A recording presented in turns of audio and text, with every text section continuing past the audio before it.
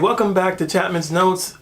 Just to give you a quick breakdown of what we do in Chapman's Notes, we take various books, usually they're self-help books or psychology books, and I synthesize the information, make it concise, break it down in 5 to 10 minutes, and use my knowledge of psychology to make it useful for you and give you some techniques so that you can apply these concepts to be an optimal achiever.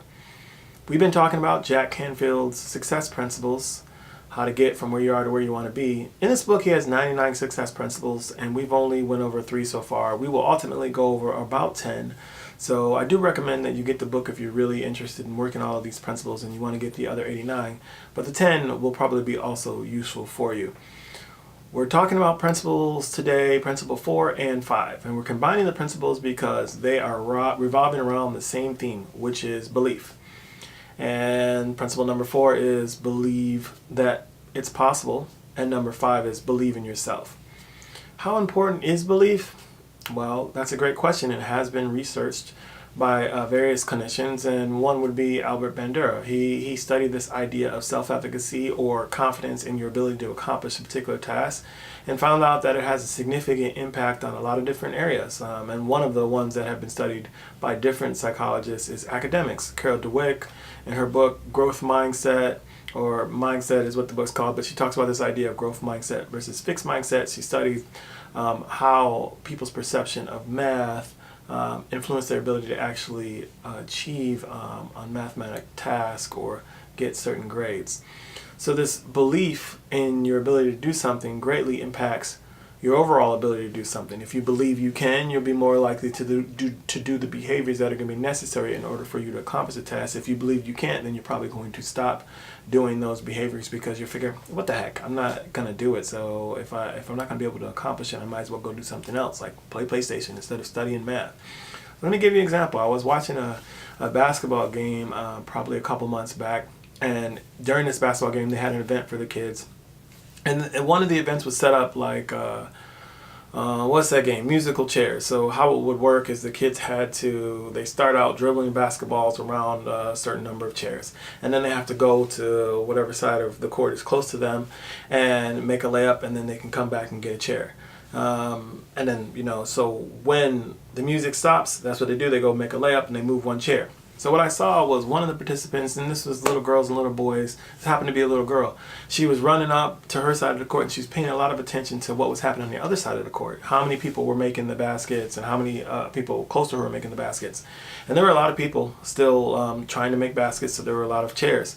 But she basically just stopped because she saw, it looked like maybe she felt like she saw too many people making the basket. So she figured she wasn't going to be able to make the basket. She put it down. She went and she sat in the stands. It was funny when we saw it because she was like, oh, not for me, and just sat down. But this is kind of what we do when we don't believe we can do something. We don't believe it's possible, or we don't believe in our own abilities to get it done.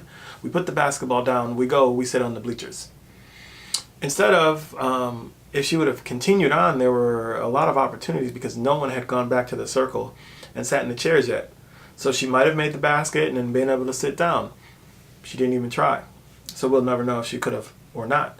And this is the same kind of thing that we want to avoid, but this is how disbelief affects your behaviors. It causes you to do the opposite of what you would have wanted to achieve. The interesting thing about that is you really have to understand that belief is psychological. If you're a faith-based person, you've heard many terms about faith, that is stepping out without the whole staircase being there and knowing that the staircase will appear, or maybe different scriptures that say things like faith without work is dead. All of those things that help you think about how important or what impact belief or faith that something can happen can have on your actual ability to produce something. Faith or belief, you have to be able to see something in your mind's eye even though the results haven't been produced yet. And one thing I think will help you do that is to realize that belief is simply an attitude.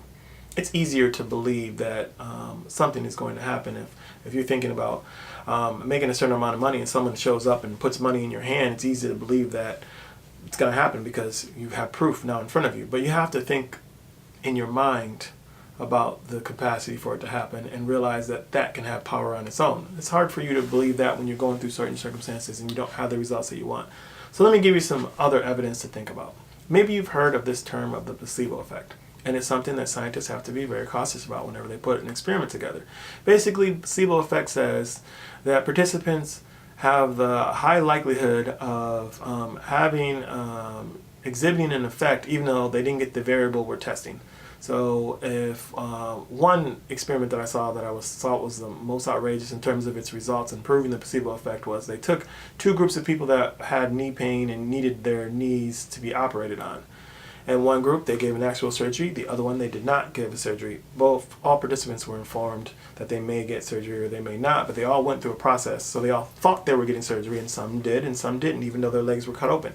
And when they did a follow-up, they didn't let participants know whether they had the surgery or not until after. But when they did a follow-up, a significant percentage of these participants' knees who didn't actually get the real surgery had healed. So then how did it heal? Well, it healed because somebody with a white coat came in and did a little incision, gave them some drugs to put them out for about an hour. They thought that they actually went through a surgery. They did some rehab and all of those things. They were feeling some pain because they had got cut. So they assumed that a surgery had happened. Their mind put all the dots together to connect and repair their body. So it wasn't the surgery. It was their mind. What does that tell us? The most scariest thing that we have to realize and use to empower us, that our mind is powerful. So powerful that scientists have to consider those variables when they're looking at experiments. So you can change your belief about something. A belief is an attitude, right? How can you change it? We'll talk about that in the second half.